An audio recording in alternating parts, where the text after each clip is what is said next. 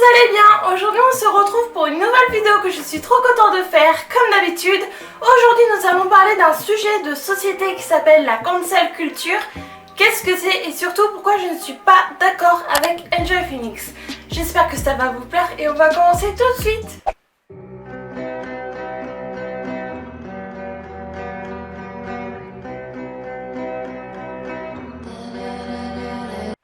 Alors tout d'abord je voulais absolument dire que je n'ai rien contre Marie, aka Enjoy Phoenix.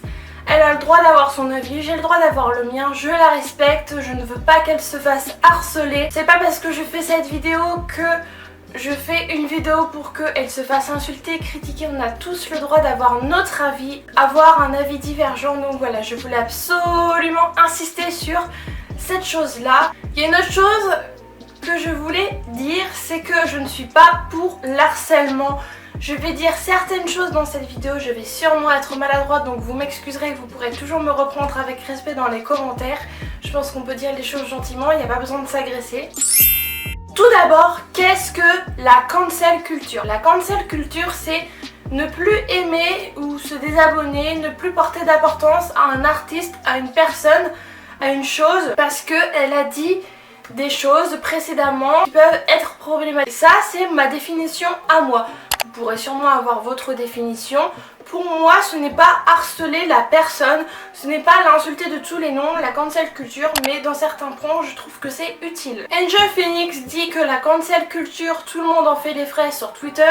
Ça, je suis d'accord. Une personne, une société, une compagnie, une marque, parce que il ou elle aura fait quelque chose de mal dans son passé. Et ça se passe généralement sur les réseaux sociaux. Et c'est littéralement, purement et simplement de l'acharnement et du harcèlement jusqu'à ce que la personne s'excuse ou en tout cas fasse un mea culpa. Souvent nous n'avons pas de preuves, je vous mettrai des images de sa vidéo dans cette vidéo.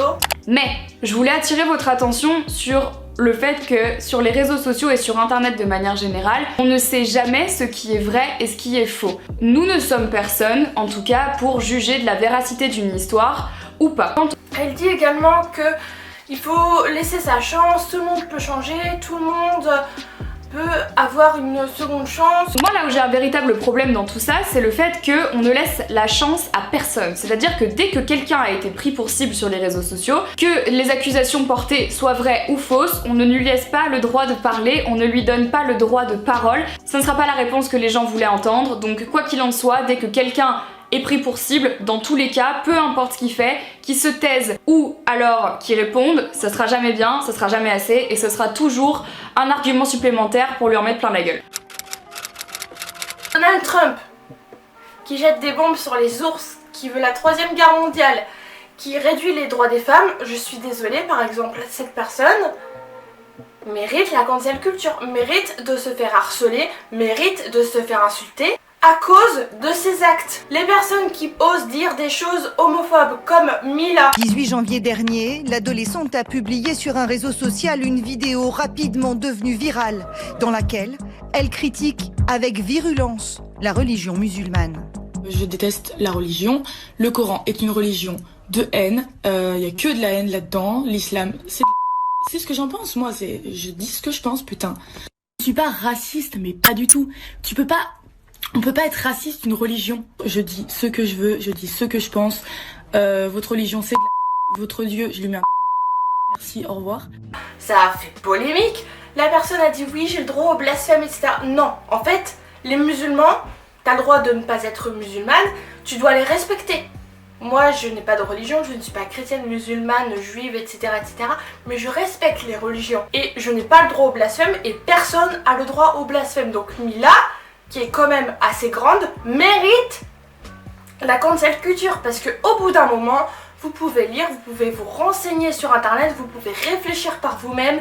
Certes, parfois, dans une société ou dans une famille où on n'a pas affaire à certaines choses comme le colorisme, le racisme, l'homophobie, le sexisme, on peut ne pas connaître toutes sortes de choses parce qu'on est dans sa bulle. Ça, il n'y a pas de souci. Mais les livres, ça existe. Wikipédia, ça existe. Les sites informatiques qui parlent de plein de sujets de société, ça existe. Les reportages, ça existe, donc je pense qu'au bout d'un moment, si on est un minimum mature, on peut se renseigner sur la chose. Donc quand on dit que les musulmans c'est de la merde, quand on dit que les gays ce sont des pédés qui méritent de mourir, quand on dit que les femmes c'est des grosses chiennes, je suis désolée, les personnes qui disent ça n'ont pas le droit à la deuxième chance. Parce que il faut réfléchir. Si c'est des enfants, ok, il n'y a pas de souci. Mais, je veux dire, il n'y a pas écrit bouffon sur notre front en fait. Ça veut dire que moi, aujourd'hui, je vais traiter les handicapés de connards et je vais dire oui, j'ai besoin d'une seconde chance. Non, ça marche pas comme ça.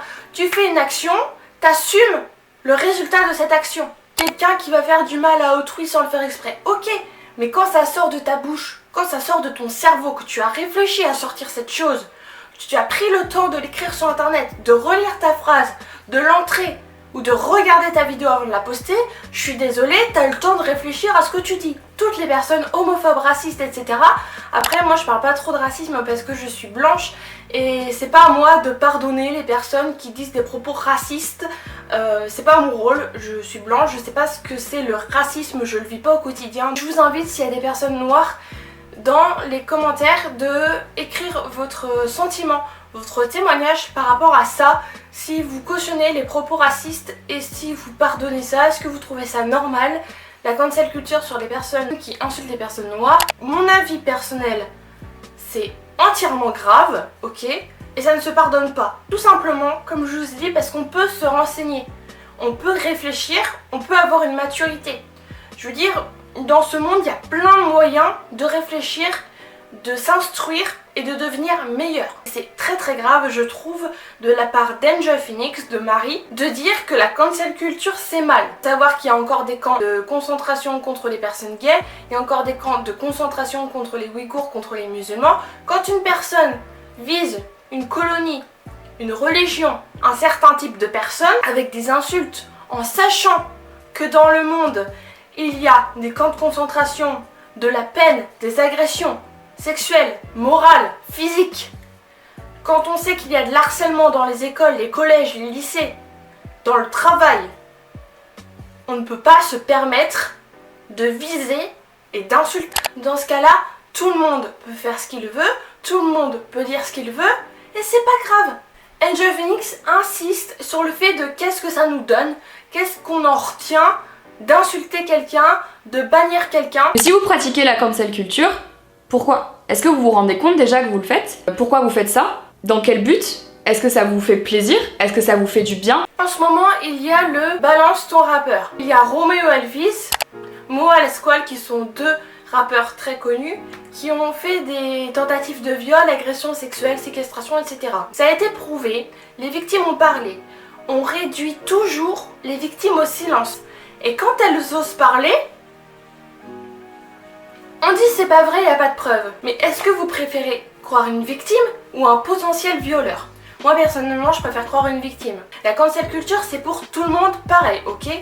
Donc selon son discours, on ne devrait pas harceler, on ne devrait pas insulter. Comment ça se passe?